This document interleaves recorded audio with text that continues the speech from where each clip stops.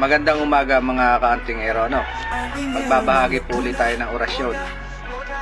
Ang orasyong ating ibabahagi po ay ang puder ng mga puder, pampalakas ng mga orasyon. Itong puder na ito ay dinadasal po ito tuwing umaga, araw-araw po, para lumakas ang inyong mga tanga na orasyon o ginagamit na orasyon sa mga pagkagamot o anumang orasyon ang inyong ginagamit. Itong puder na ito po ay nagbibigay ng mas tibayong lakas sa mga orasyon na ginagamit. Kaya ito po ay magandang kopyahin nyo rin po sa mga nag-aaral pa lang at naghahanap ng mga orasyon. Ito pong binabahagi natin ay wala po itong bayad. Puder ng mga puder, pampalakas ng mga orasyon.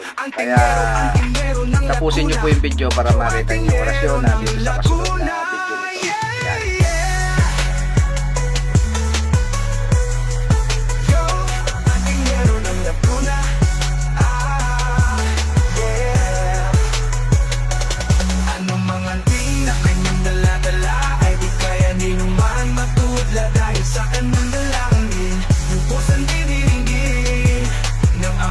Sa kalangitan, sa bawat kabala, kanyang tinatangan.